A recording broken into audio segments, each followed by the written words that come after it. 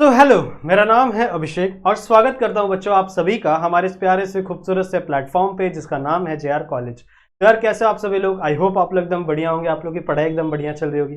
ठीक है। जैसा कि आपको पता है हमने हमारे इस प्लेटफॉर्म पे शुरू किए हैं 12th केमिस्ट्री के लेक्चर्स। सही है। बाकी के सारे सब्जेक्ट्स ऑलरेडी अवेलेबल हैं हमारे चैनल पर, इसी चैनल के ऊपर, जेआर कॉलेज के ऊपर।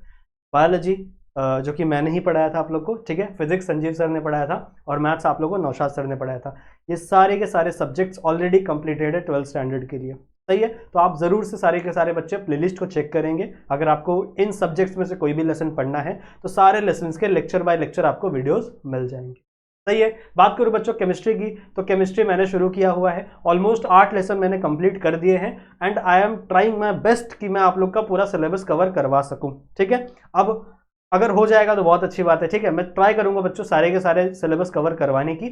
अगर नहीं हुआ, फॉरन केस अगर सिलेबस कवर नहीं हुआ, तो जब हम लोग रिवीजन करेंगे ना, तो मैं सारे लेसन्स को, जितने भी लेसन्स हैं आपके, उन सारे लेसन्स को 1 बाय 1 आपको रिवाइज करवा दूंगा। जितने भी इंपॉर्टेंट पॉइंट्स हैं कम से कम वो तो मैं आपको पढ़वा ही दूंगा। मतलब समझ लो मैं 80-90% आपके एग्जाम में जो भी आने वाला है ना, वो सब अपनी तरफ से करवाने वाला हूं। सही है। साथ ही साथ आप अपने स्कूल कॉलेजेस में जो भी आपको पढ़ाया जा रहा है वो भी पढ़िए। ठीक है। अगर आप कहीं ट्यूशन जा रहे हो, प्राइवेट ट्यूशन जा रहे हो, तो वहां पर भी आप पढ़िए। ठीक है। और आप खुद से जितना सेल्फ स्टडी करोगे उतना बेटर है, क्योंकि एट द एंड आपकी सेल्फ स्टडी ही काम आने वाली है। वरना आप चाहे कितने भी वीडियोस देख लो, कितने भी ज्यादा आप स्कूल में चले जाओ, कितने भी टीचर के पीछे पीछे घूमो, जब तक आप खुद से प्रिपरेशन नहीं करोगे, खुद से पढ़ाई नहीं करोगे, खुद से एफर्ट नहीं डालोगे, तब तक आपके मार्क्स आपको नहीं मिलने वाले। सही है। ठीक है। सो बच्चों अपनी तरफ से प्रिपरेशन 100% रखना। मैं भी बच्चों अपनी तरफ से, हम जितने भी टीचर्स हैं, सिर्फ मैं नहीं, हमारी पूरी जो टीम है वो 100 या 200% बच्चों अपनी एफर्ट्स दे रही है, ताकि हर एक चैप्टर आप लोग को अच्छी तरीके से पढ़ाया जा सके। सही है। हर एक टॉपिक आपके दिमाग में क्लियर हो जाए। चलेगा। ठीक है। तो बच्चों हम लोगों ने शुरू किया था एक बहुत ही इंपॉर्टेंट चैप्टर, जिसका नाम क्या है, यहां पे देखा, चैप्टर नंबर 14 बायोमोलिक्यूल। सही है। इसका एक लेक्चर ऑलरेडी अवेलेबल है हमारे चैनल पर, जहां पे मैंने थोड़ा सा इंट्रोडक्शन दिया था और मैंने आपको बताया था कार्बोहाइड्रेट्स के बारे में। ठीक है। कार्बोहाइड्रेट्स का मतलब क्या है, कार्बोहाइड्रेट्स के बारे में मैंने आपको समझाया, उसका डेफिनेशन समझाया, टोटल 2 डेफिनेशन है। सही है। फिर उसका जनरल फॉर्मूला समझाया, फिर उसके एग्जाम्पल समझाया, फिर मैंने आपको बच्चों कार्बोहाइड्रेट्स की क्लासिफिकेशन बताई थी कि कितने प्रकार के कार्बोहाइड्रेट्स इस दुनिया में अवेलेबल हैं। सही है। कार्बोहाइड्रेट्स को हम लोग सैकेराइड बोलते हैं। क्यों बोलते हैं? क्योंकि एक जर्मन वर्ड था सैकेरॉन, जिससे ये वर्ड आया था सैकेराइड। सही है। सैकेराइड का मतलब क्या होता है, सैकेरॉन का मतलब क्या होता है, शुगर। सही है। तो इसीलिए कार्बोहाइड्रेट को हम लोग शुगर भी कहते हैं।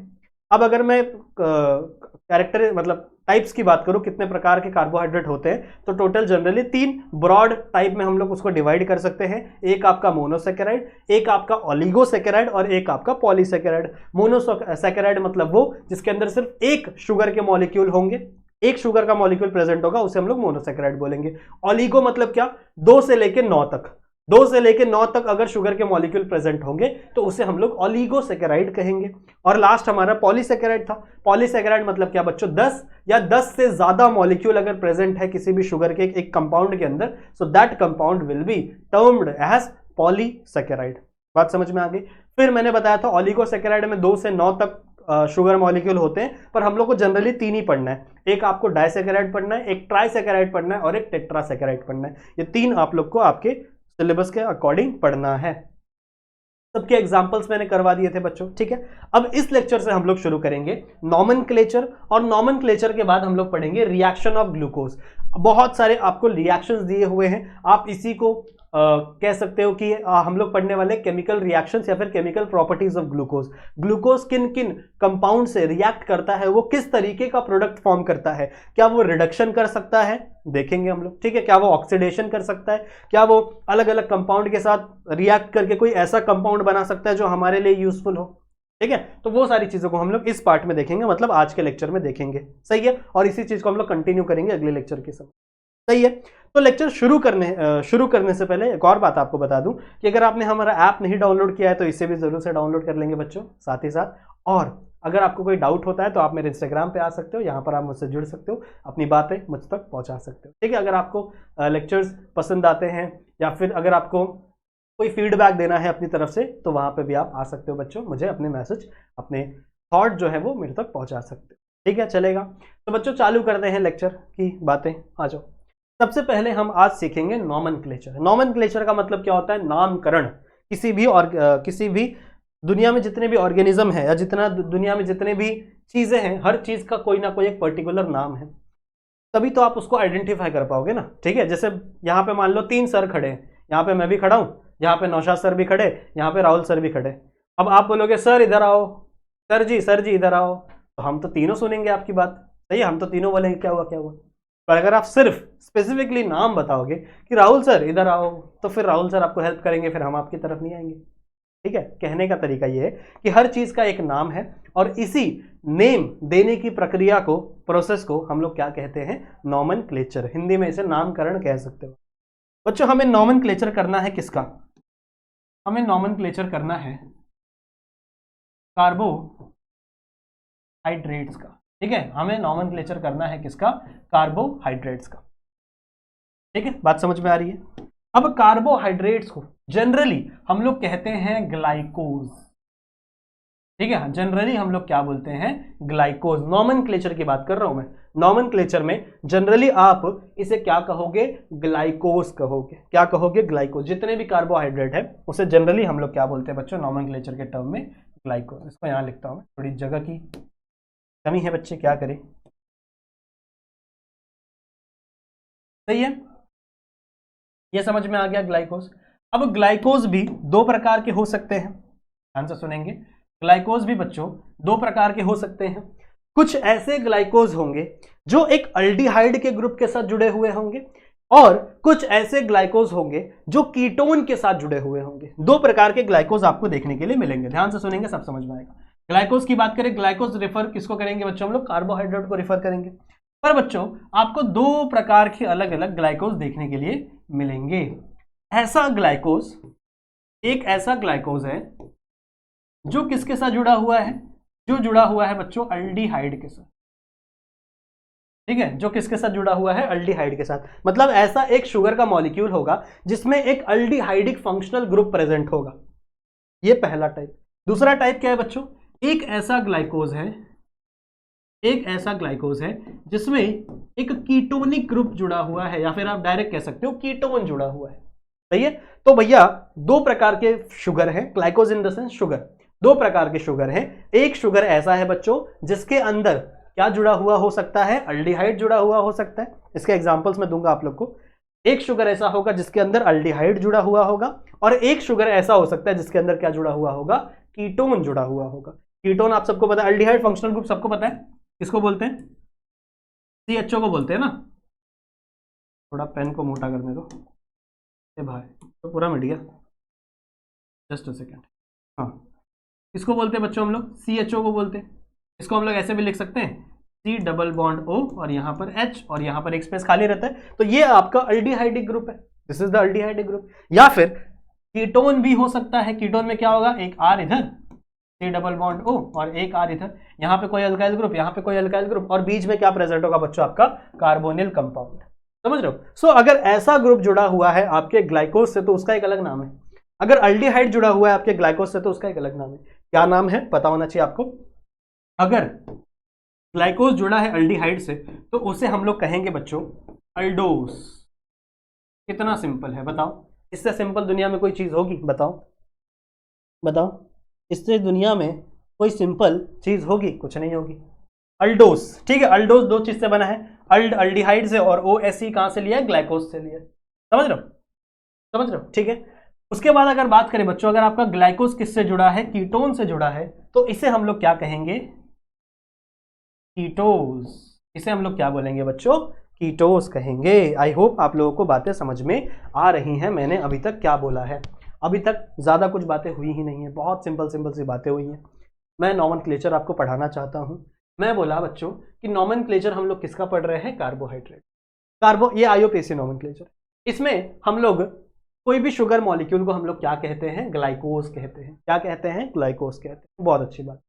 ग्लाइकोज 2 प्रकार के हो सकते हैं। या तो ऐसा ग्लाइकोज हो जिसमें aldehyde as a functional group add हो, या फिर ऐसा ग्लाइकोज हो जिसमें ketone as a functional group add हो। बहुत अच्छी बात है।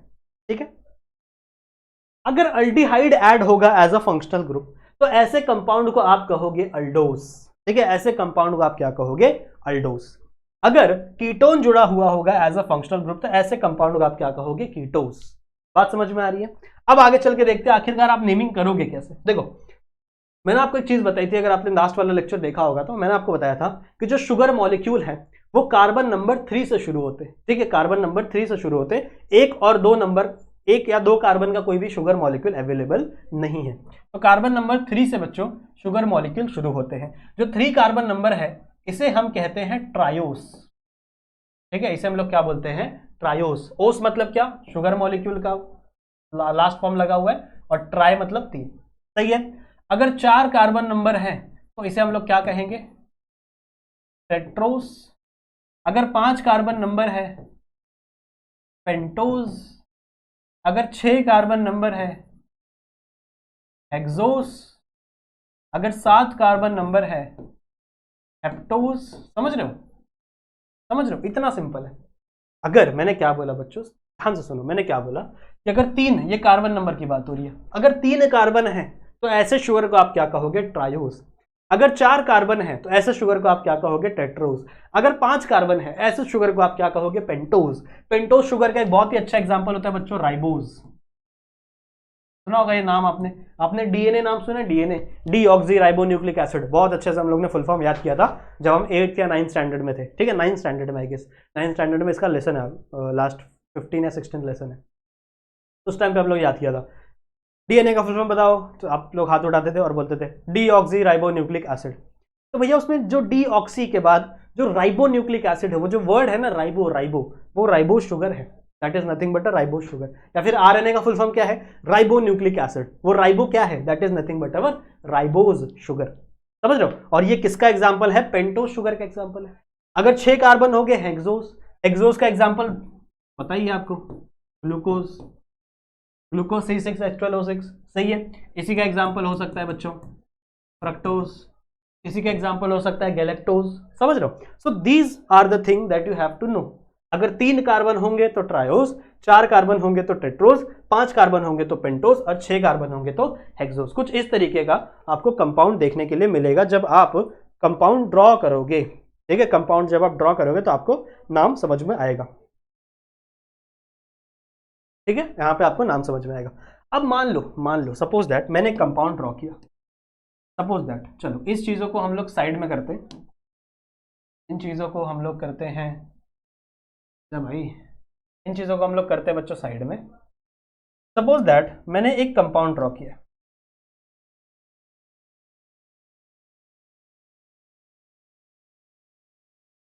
मैंने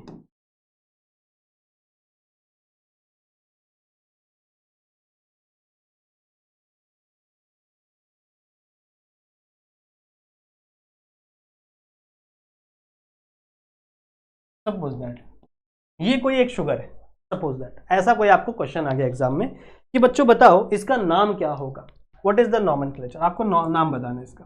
ठीक है, नाम कैसे देंगे भैया इसका, सबसे पहले you have to count the carbon. कितना कार्बन है, 1 है, 2 है, 3 है, 4 है। बहुत अच्छी बात। कितने कार्बन है बच्चों, 5 कार्बन है।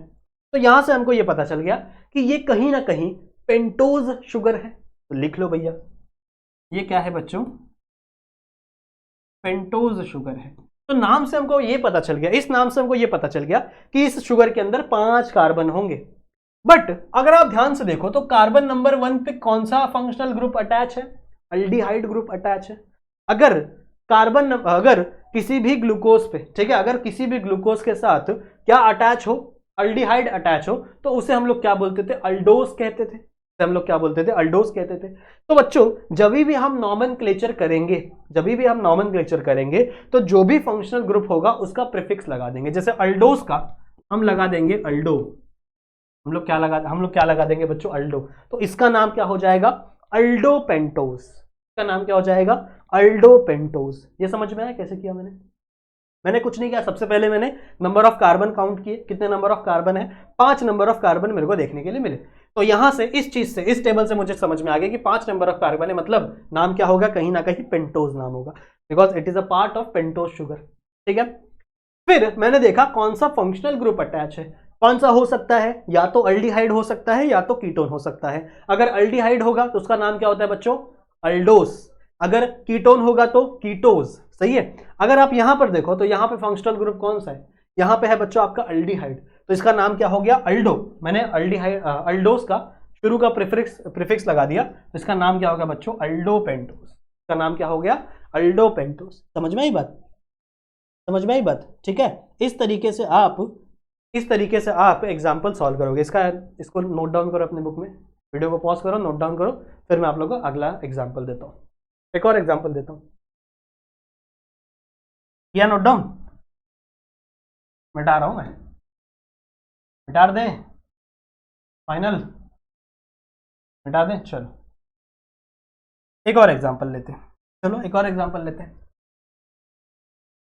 CHO COH H COH H CH2OH। Suppose that ये शुगर आपको दिया गया है एंड क्वेश्चन में पूछा गया है कि बताओ बच्चों इसका IUPAC नॉमेनक्लेचर क्या होगा, या फिर नॉर्मल इसका नॉमेनक्लेचर क्या होना चाहिए। तो फर्स्ट स्टेप क्या करना है आपको? The first step you have to count the number of carbon. So this is carbon number 1, this is carbon number 2, this is carbon number 3 and this is carbon number। तो मतलब 4 carbon दिख रहे हैं। 4 carbon होता है मतलब क्या होता है? टेट्रोस। दिया है यहाँ पे कहीं? दिया? हाँ देखो यहाँ क्या हो गया बच्चों? टेट्रोस। कौन सा फंक्शनल ग्रुप अटैच है? कौन सा फंक्शनल ग्रुप अटैच है वहां पे? एल्डिहाइड अटैच है ना, तो यहाँ पे आप एडिशनली क्या डाल दोगे? एल्डो। नाम क्या बन गया? अल्डोटेट्रोस। नाम क्या बन गया? Aldotetrose. This is the nomenclature of this compound. यही बच्चों नाम है इस कंपाउंड। कितना इजी नॉमेनक्लेचर है, कुछ भी नहीं है, बहुत सिंपल है। इसको नोट डाउन करो। एक और एग्जांपल देता हूं। क्या किया गया? चलो एक और एग्जांपल लो।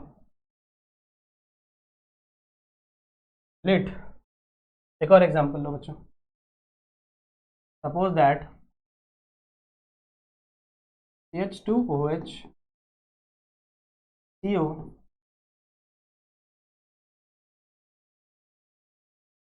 COH COH H COH CH2, ये है कंपाउंड। बताओ इसका नाम क्या होगा? बताओ इसका नाम क्या होना चाहिए, जरा बताओ। अगर आप ध्यान से देखो, सबसे पहला काम क्या है? You have to count the number of carbon atoms. Carbon number 1, carbon number 2, carbon number 3, carbon number 4, carbon number 5 and the last carbon number 6। 6 carbon है मतलब हेक्सोस होगा। बिल्कुल सही, हेक्सोस होगा। अब कौन सा फंक्शनल ग्रुप है? अगर आप ध्यान से देखो बच्चों, तो the functional group attach is this and this is known as ketone. Ketone ही होता है ना बच्चों, आपका एक जगह पे R होगा कोई ग्रुप, फिर C डबल बॉन्ड O, और यहाँ पे भी R होगा। तो मैंने बस डबल बॉन्ड नहीं दिखाया, this is the C double bond O, मैंने बस बॉन्ड नहीं दिखाया, मैंने डायरेक्ट कंपाउंड आपका फॉर्म किया। तो दिस इज कीटोन। तो यहाँ पे अब प्रीफिक्स क्या आ जाएगा? कीटो। प्रीफिक्स क्या आ जाएगा? कीटो। और आपका नाम क्या हो जाएगा? कीटो हेक्सोस। इसका नॉमेनक्लेचर में नाम क्या हो जाएगा? कीटो हेक्सोस। ठीक है, जस्ट अ सेकेंड।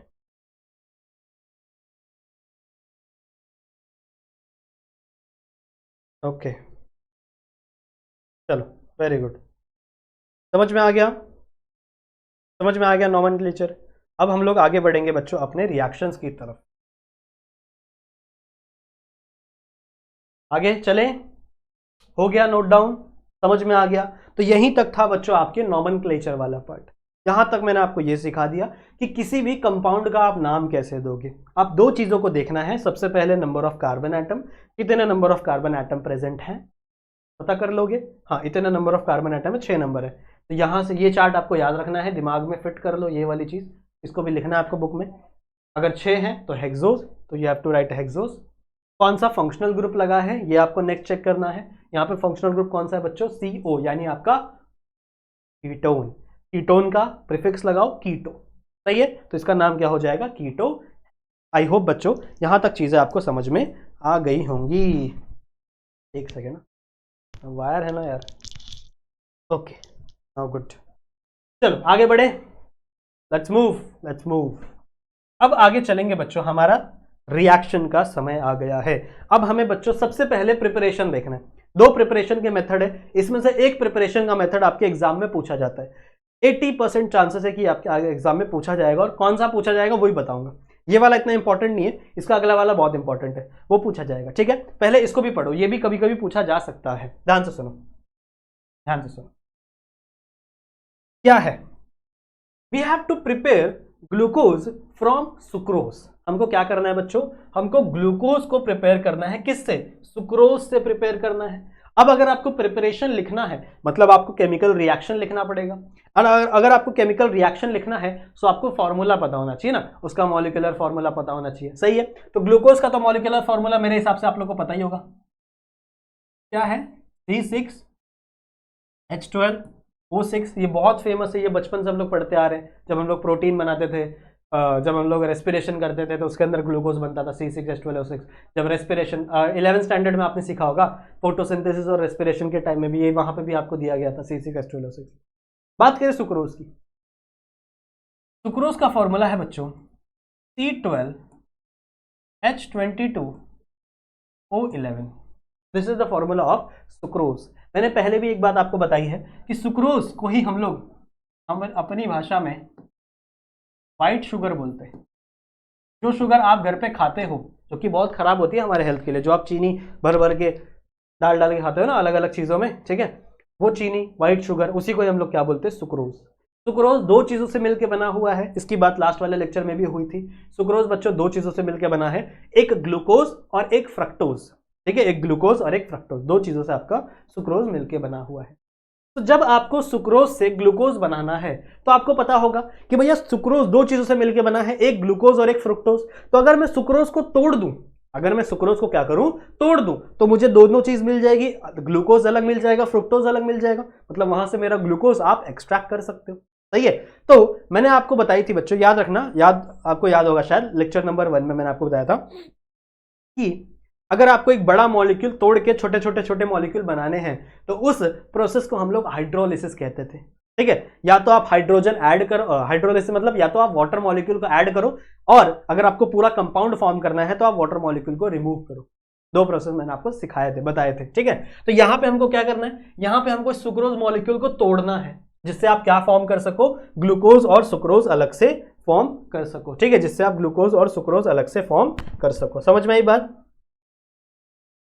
ओके, चलो कोई बात नहीं, समझ में आई बात। ठीक है, तो कैसे करेंगे?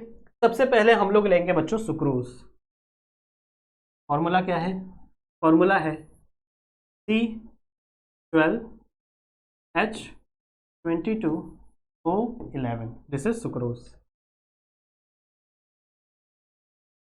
इसको आप रिएक्ट करोगे with the help of H2O। What is mean by H2O? यार इतना तो आता है, पानी। सही है ना? जब आप बच्चों इसको रिएक्ट करोगे, ठीक है, जब आप इसको रिएक्ट करोगे, so you have to heat the reaction. आपको थोड़ा सा हीट देना पड़ेगा, इस सिंबल से हम लोग दिखाते हैं हीट को। और आपको साथ ही साथ में इसको H+ देना पड़ेगा। H+ मतलब क्या? आपको प्रोटोनेट करना पड़ेगा रिएक्शन को, थोड़े बहुत प्रोटॉन्स देने पड़ेंगे। ये प्रोटॉन आता कहां से है? दो एसिड से आता है, या तो H2SO4 से यानी सल्फ्यूरिक एसिड, या फिर HCl से हाइड्रोक्लोरिक एसिड। सही है, तो ये जो H+ है ये दो जगह से आ सकता है, या तो HCl से या फिर H2SO4 से, और दोनों ही कॉन्सेंट्रेटेड है। ठीक है, दोनों ही क्या है? कॉन्सेंट्रेटेड। तो अगर आप कॉन्सेंट्रेटेड H2SO4 या कॉन्सेंट्रेटेड HCl डालोगे तो वहां से आपको क्या मिलेगा बच्चों? H+ मिलेगा। And you have to heat the reaction. आपको हल्का सा रिएक्शन क्या करना पड़ेगा? हीट करना पड़ेगा। जब आप रिएक्शन को हीट करोगे तो देखो क्या होगा पता है? ये H2 इसके साथ मिल जाएगा, ये O भी इसके साथ मिल जाएगा। वाटर एडिशन होता है, क्या फॉर्म होगा? दो मॉलिक्यूल टूटेंगे। क्या क्या फॉर्म होगा? दो कौन कौन से मॉलिक्यूल फॉर्म होंगे? एक बनेगा आपका C6H12O6 और एक बनेगा आपका C6H12O6। अब अगर आपको लग रहा है कि दोनों मॉलिक्यूल सेम है तो आप गलत हो बच्चों। ये मॉलिक्यूल है आपका ग्लूकोज और ये मॉलिक्यूल है आपका फ्रुक्टोज। अब आप सोचोगे कि सर दोनों का फॉर्मूला तो सेम है, मैंने आपको सिखाया है। ये जो दोनों मॉलिक्यूल है ग्लूकोज और फ्रुक्टोज, ये दोनों एक दूसरे के आइसोमर हैं। आइसोमर का मतलब क्या है बच्चों कि इन दोनों का जो मॉलिक्यूलर फॉर्मूला है वो सेम है, बट इन दोनों का जो स्ट्रक्चरल फॉर्मूला है वो डिफरेंट है। सही है। जो ग्लूकोज होता है ना, ग्लूकोज बच्चों, उसका जो फंक्शनल ग्रुप है वो अल्डिहाइड होता है, मतलब इसके पास अल्डिहाइड प्रेजेंट होगा। सही है। और इसका जो फंक्शनल ग्रुप है वो कीटोन है, मतलब इसके स्ट्रक्चर अगर आप देखोगे तो स्ट्रक्चर में कीटोन प्रेजेंट होगा, इसका स्ट्रक्चर देखोगे तो इसके स्ट्रक्चर में अल्डिहाइड प्रेजेंट होगा। तो दोनों का स्ट्रक्चर डिफरेंट होता है, भले दोनों का मॉलिक्यूलर फॉर्मूला सेम हो पर दोनों का स्ट्रक्चर डिफरेंट होता है। सही बात है, ठीक है। तो यहां से आपको दो चीजें मिलती है, एक आपका ग्लूकोज और एक आपका फ्रक्टोज। ठीक है, एक आपका ग्लूकोज और एक आपका फ्रक्टोज। क्लियर है, समझ में आ गई बात? बहुत अच्छी बात। अब देखो दिक्कत ये है, चलो हमने बना तो लिया ग्लूकोज और फ्रक्टोज, पर हमें करना क्या था?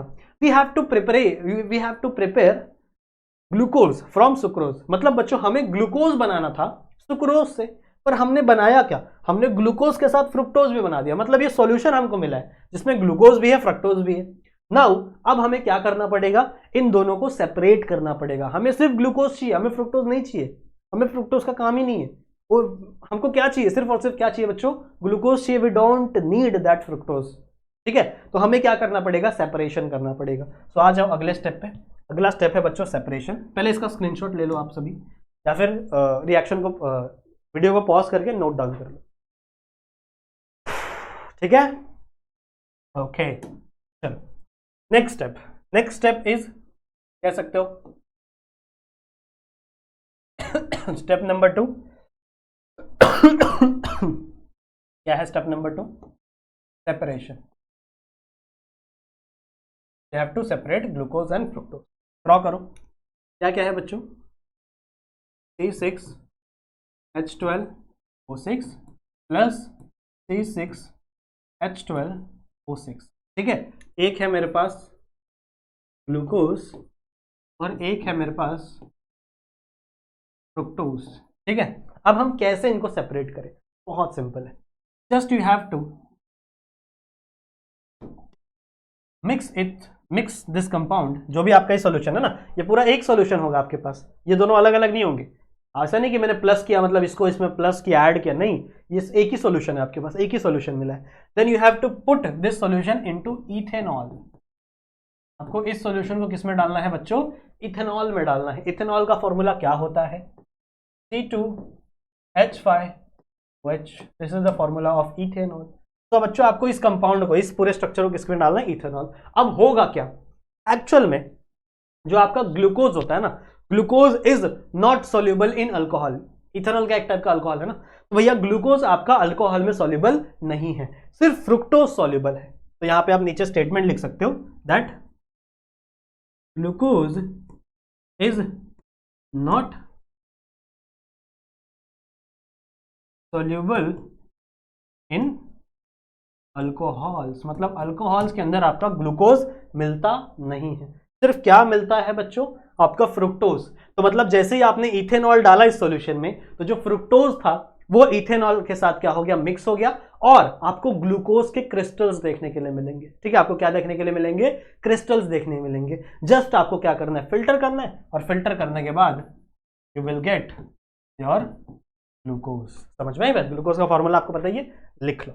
समझ में आ गया? So this is the step, this is the final step, this is the step for preparation, जहां से आपने क्या फॉर्म किया? ग्लूकोज फॉर्म किया। And this is the separation step, जहां पे आपने ग्लूकोज और फ्रुक्टोज में से आपका ग्लूकोज सेपरेट किया।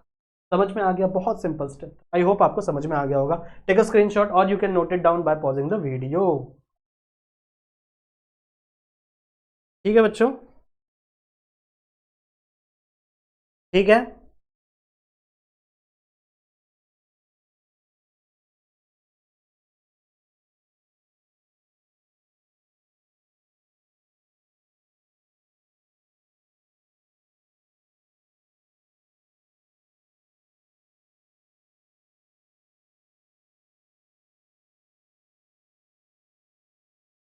हो गया?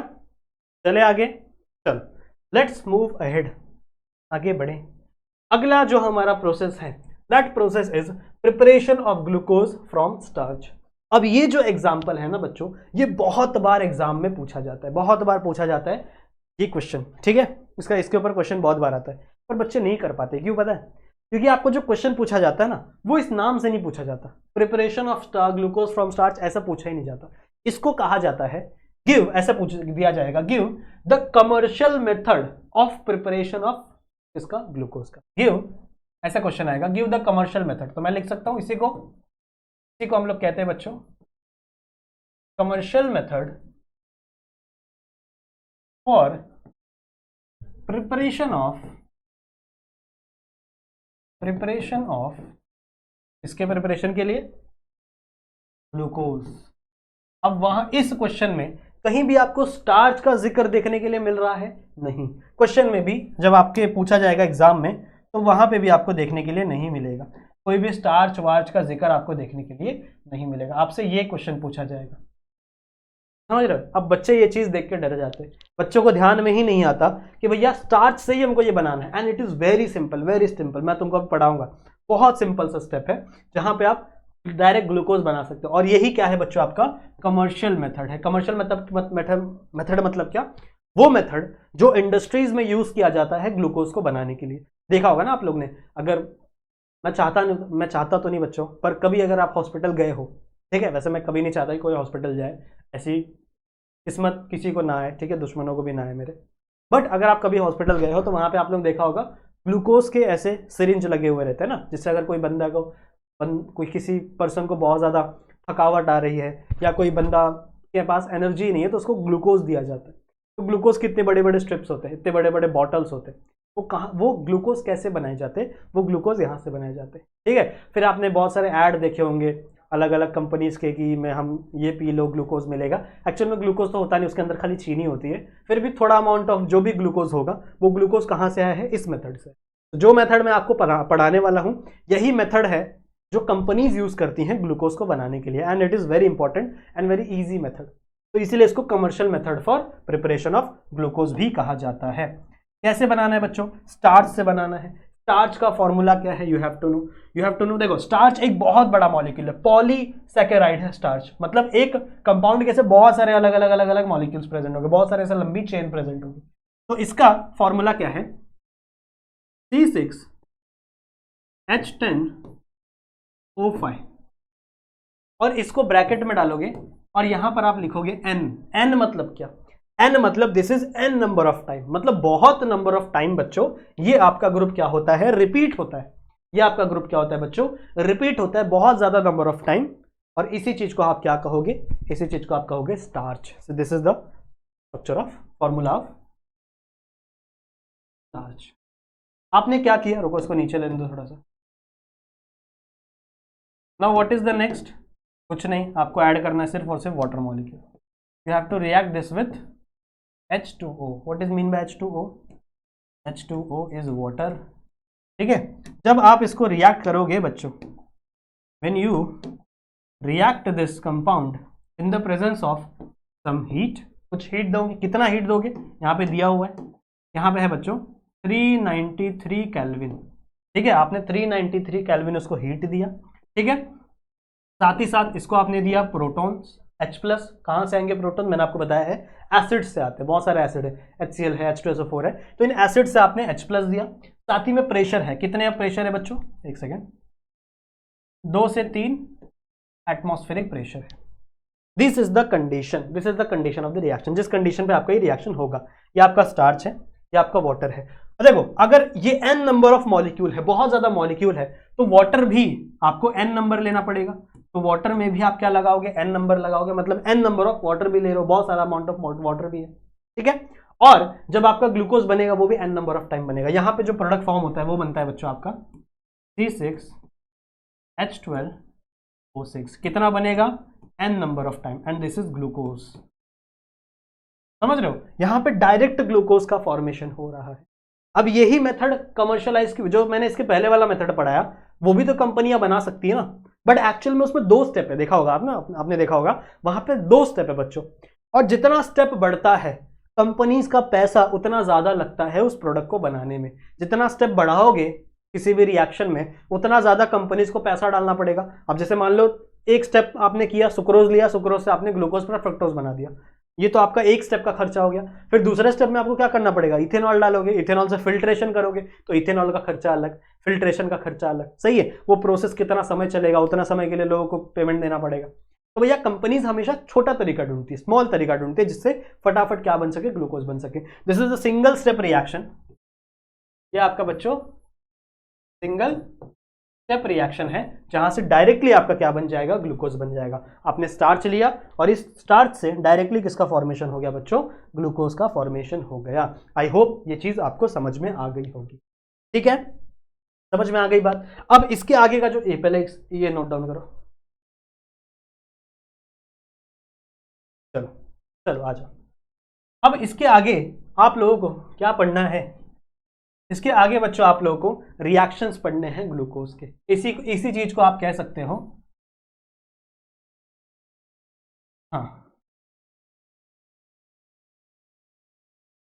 Chemical properties of glucose. मतलब आपका ग्लूकोज किस तरीके से एक्ट कर रहा है। अभी तक तो हम लोग प्रिपरेशन सीख रहे थे ग्लूकोज की, बट अभी हम लोग केमिकल प्रॉपर्टीज सीख, केमिकल रिएक्शन सीखेंगे किसका, ग्लूकोज से। ये सारे रिएक्शंस आपको लोग को सीखने हैं, जो मैंने अभी आप लोग को चार्ट फॉर्म में बता दिया। इतने ही रिएक्शन आपको पढ़ने हैं ग्लूकोज के साथ। कौन कौन से, सबको आप सबसे पहले आपको देखना है बच्चों, हाइड्रो आयोडिक एसिड के साथ, हाइड्रो आयोडिक एसिड, इसी को आप हाइड्रोजन आयोडाइड भी कह सकते हो, इसी को हम लोग HI भी कहते हैं, सही है। इसके साथ रिएक्शन पढ़ेंगे। इसके साथ एक्चुअल में रिडक्शन होता है, जब आप रिएक्शन कराओगे ना, रिडक्शन होगा, CH3 CH2 CH2 CH2 CH3 ऐसा बनता है। फिर आपको रिएक्शन करवाना है बच्चों हाइड्रोक्सिल अमाइन के साथ, ठीक है, हाइड्रोक्सिल अमाइन यानी NH2OH। फिर आपको रिएक्शन करवाना है हाइड्रोजन साइनाइड के साथ, यानी HCl के साथ रिएक्शन करवाना है। फिर आपको रिएक्शन करवाना है ब्रोमीन वाटर के साथ, ये ऑक्सीडेशन करेंगे। फिर आपको रिएक्शन करवाना है एसिटिक एसिड के साथ, ठीक है, and the last is nitric acid. ये इतने रिएक्शन आप लोगों को पढ़ने हैं इसके ग्लूकोज के। अलग अलग से अलग अलग कंपाउंड लेंगे और उसका अलग अलग चीजों से रिएक्शन करवा के देखेंगे, सही है बच्चों, ठीक है। तो रिएक्शंस को हम लोग अगले लेक्चर से शुरू करेंगे। आई होप आप लोगों को मजा आया होगा जितनी भी चीजें मैंने पढ़ाई हैं। अगर मैंने इसको अभी से शुरू कर दिया ना बच्चों, तो मेरे को यहाँ से लेके यहाँ तक एंड करना ही पड़ेगा, सही है। और अगर मैंने स्टार्ट कर दिया तो मेरे हिसाब से 1.5 घंटा 2 घंटे की लेक्चर बन जाएगी, जो मैं नहीं चाहता आपके लिए हो। और ऐसा भी नहीं चाहता मैं कि आधा पढ़ा के फिर छोड़ दूँ, फिर 4 रिएक्शन बाद में पढ़ाऊँ, 4 रिएक्शन बाद में, फिर आपका फ्लो टूट जाएगा। तो लेक्चर नंबर 3 में हम ये सारे रिएक्शन को क्या करेंगे, कवर करेंगे। समझ में आई बात, ठीक है। वीडियो समझ में आई है, पसंद आई है, तो इस वीडियो को शेयर करना अपने दोस्तों तक। बहुत इंपॉर्टेंट वीडियो थी, क्योंकि मैंने एक बहुत इंपॉर्टेंट क्वेश्चन आपको बताया एग्जाम में कैसे पूछा जाएगा, ठीक है। तो बच्चों वीडियो को शेयर कर देना अपने दोस्तों के साथ, वीडियो को लाइक जरूर से कर देना, चैनल पर नए हो तो चैनल को सब्सक्राइब जरूर से कर देंगे आप सभी बच्चे। मैं मिलता हूँ बच्चों आप लोगों से एक दूसरे वीडियो में, तब तक के लिए आप अपना ध्यान रखना and keep studying. Bye bye.